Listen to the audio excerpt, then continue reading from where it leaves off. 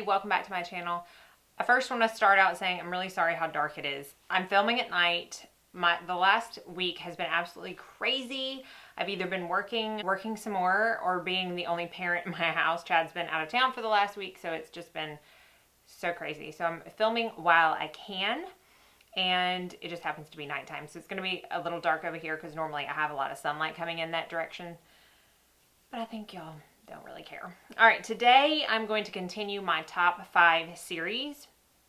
I have done so far top 5 foundations and top 5 bronzers. I will put those links down in the description bar if you have not seen those videos already. And today I'm going to do my top 5 blushes. Now, I always try to start out telling you how many of that certain makeup product that I have, so that you can kind of have an idea of how hard or how easy it may have been for me to actually narrow it down to 5 of those products. So for blushes, I have, not including what's in my kit, because there's I probably got like 12 in my kit. Not including what's in my kit, what I have just personally, I have about 60 blushes. No one person needs that many blushes. I'm quite aware of that. But even so, that's how many I have. So that kind of gives you an idea of how much I love the actual top 5 that I'm about to show you, when I have 60 to choose from to start with. So I am going to go ahead and start. I'm not going to go in any particular order except for my very favorite, which I will leave to the end. So all the 4 that come before that very favorite, it's in no particular order. I love them all the same. So I'm going to start out with one you've already heard me talk about, because I did mention this in my 2016 favorite, and it is the Becca Luminous blushes. I'm not going to stay too much on this. This is one color I have, and then this is another, because like I said, I do know that I have already gone over this in my 2016 favorite. So if you want to go check that out, I talk more about that there. But I have Camellia, which is this pink color, and Snapdragon, which is this orange color. So Camellia is right here on top, and then Snapdragon is underneath it. And I will say, just like I said in that video, that you cannot go off swatches alone on these, because they are very vibrant when swatched with your finger. However, if you do use a fluffy blush brush, I find that they give the most beautiful sheen, radiance, color, gorgeousness to your cheeks. Just require a light hand, because they are super pigmented and they are kind of bright colors. My next ones that I have on my list are Foxglove and Tiger Lily, I think. I think the only one I'm not going to get is Bronze Copper, because I don't think it would work on myself. But they're so good, so good. They will last you forever. Even this small one that came in a kit, I don't see myself ever hitting pan on it, because you honestly need the smallest amount. So again, those are Becca Luminous blushes, and I will put down here, I already have for these, the name and the price for each item that I talk about. Now the next one is actually the most cost effective out of all the ones that I'm going to talk about, and it is from the Sephora brand. And these are the Sephora Micro Smooth Baked Blush Duos, and they come in this packaging right here. It's pretty simple. I feel like Sephora makeup as a whole is kind of underrated. I don't think it's talked enough about. I do know they don't pay for advertising for their in-house brand, so that they can make it a little more affordable. This is the other color I have, Guava Glow. I will say this is my favorite, Tea Rose Tickle. It is this beautiful mauve-y neutral color that I really think would go with any kind of eye look, because it just gives a nice flush to the cheeks. It's not like an in-your-face color to where you're like, oh, you have on an orange eyeshadow and a pink blush. What are you doing? Like, it's not like that. So I feel like it would work for pretty much anybody. And I like it because it's a baked blush. So it is going to have a little bit of a sheen, but it is not sparkly or glittery. It's just a natural baked sheen that most products that are baked have that sheen to them. So this one right here is Tea Rose Tickle, and then this one is Guava Glow. So you can see when I turn it, it does kind of catch the light just a little bit, but it's not enough to like deter you if maybe you have something you don't want emphasized. I know a lot of times you're not wanting to put like a highlight or any kind of thing that has sparkle to it on any kind of texture or wrinkles that you might have in your skin, because you don't want to emphasize that area. I don't think that this would emphasize it. I think it would just give it a nice, healthy, radiant glow. And again, they are the most cost effective, and I do look forward to adding to that too. In fact, the next one I want has been sold out on Sephora's website for quite some time. So I need to actually go in store and look for it. But those have been a long time favorite of mine. I know it's not the first time I've talked about them on my channel, and it likely won't be the last. They are a definite favorite. Okay, the next favorite, I think it's kind of, I don't know, I feel like it's kind of mixed reviews on these blushes. I only have 2 of them. One of them is what I'm wearing today, and I'll tell you when I get to it. The second one I actually just got like 2 weeks ago.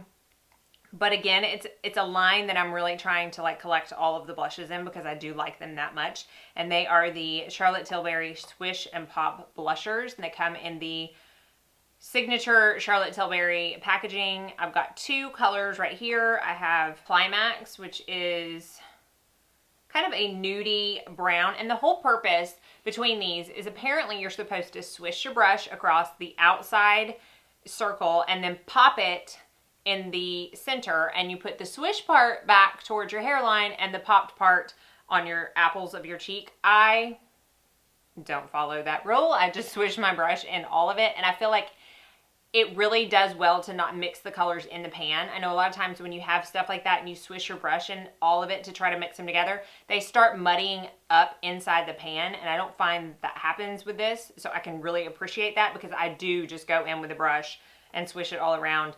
So again, this is the Climax, and then I have Love Glow, which is what I have on today, and it's just a really pretty pink. Hopefully the light is going to catch that well enough. It is, I mean, it's a pink. It's not a neutral pink. It's a cool tone pink. It has a little bit of a sheen to it, but again, it's not a shimmer. It's not an in-your-face. And then the Climax, while I'm looking really close at it, you can see a little bit of sheen to it. I do not find that it comes across on the face at all. So right here is Love Glow, and then right here is the Climax. Again, really nice formula. I find that they stay on my face. I've had this blush on since 7 o'clock this morning, and it's already nighttime.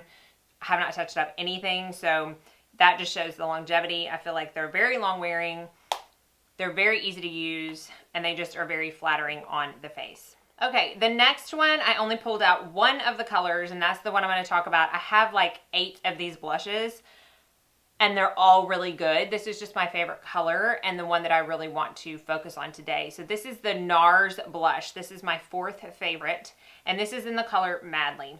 Now, I know a lot of people talk about this color. It's definitely not new to the YouTube community or the makeup community in general, as our Nars blushes are not new. I mean, we know this. I feel like Nars is most famous for their Orgasm blush. I actually had that and sold it. I just didn't, I don't know, I didn't love it. It didn't do anything for me. Like, I put it on and I'm like, I feel like the way it was talked about when I put it on, I felt like my face should have transformed into something like amazing, and it just didn't. So I didn't keep that, but all the other blushes that I have from Nars, I really like. This one in particular is hands down my favorite. This is one of those blushes where if you go into the store and you swatch it, you're going to be like, there's nothing exciting about that blush. It's right here. Again, that's Madly. And there's not really anything exciting about the blush. They describe this on the website as a seashell pink. I don't see anything pink about it. In fact, I think it's a very neutral nude blush. If you can see it one more time, that's the Climax from Charlotte Tilbury, and that is Madly. It's just a shade and a half lighter than the Climax, and a very nude, almost brown undertone. Definitely more peachy than I think pink. I just don't see anything pink about it.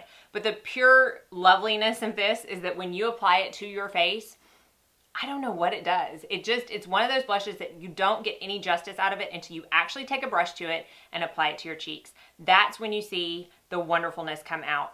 That's when it transforms. That's when it becomes the best of the best in Nars blushes, in my opinion. It goes with everything.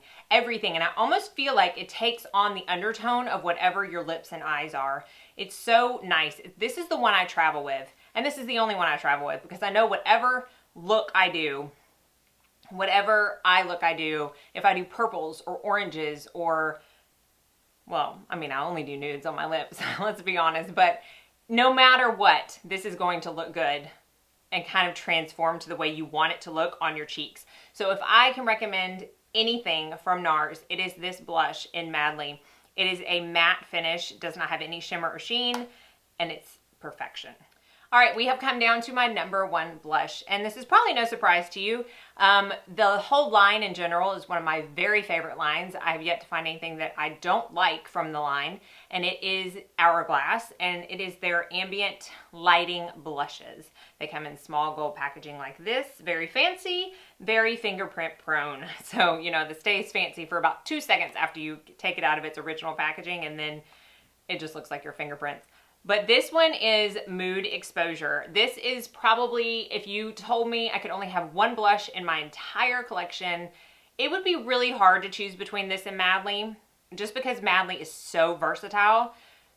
But there's something special about this. It's the formula of these that are so nice. I'm going to show you a close-up. It's a very, I mean, I've used so much of it that it's not even, come on, focus. It's not even marbleized hardly anymore. But this particular shade almost swatches as a light baby pink almost. It's right there. It does have some mauve properties, and I cannot tell whether that's focusing, so I apologize if it is not. But it does have some mauve purple undertones. I also have Dim Infusion and Luminous Blush, and then I have a Trio palette, all of which I absolutely adore, but Mood Exposure is by far my favorite.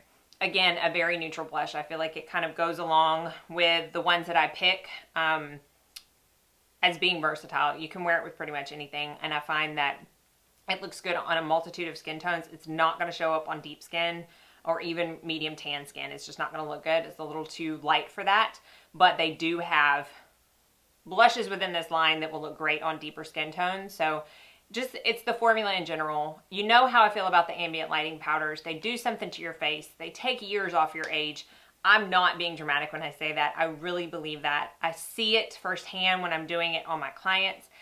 I feel it when I do it on myself. I mean, there's something about the powders and their formula that just do some kind of magic on your face, and the blushes are no different. So if I had to pick one, it would be Hourglass Ambient Lighting Blushes. Now, I desperately want to try the Marc Jacobs Air Blush. I can't believe I have not bought one already. I think it's because I can't really bring myself to spend $42 on one blush.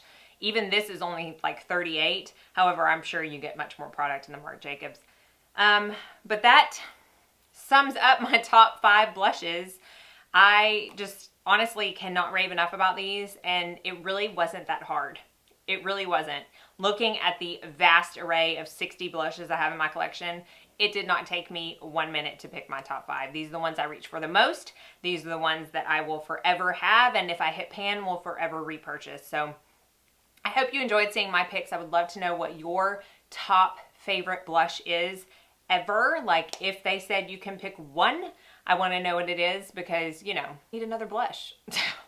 Like a hole in my head, but I still like to see what other people like so that I can have ideas for when I do go shopping next. So hopefully you enjoyed this video. Thank you so much for watching. Please like and subscribe before you leave so you don't miss out on any future videos. And as always, have a very blessed day.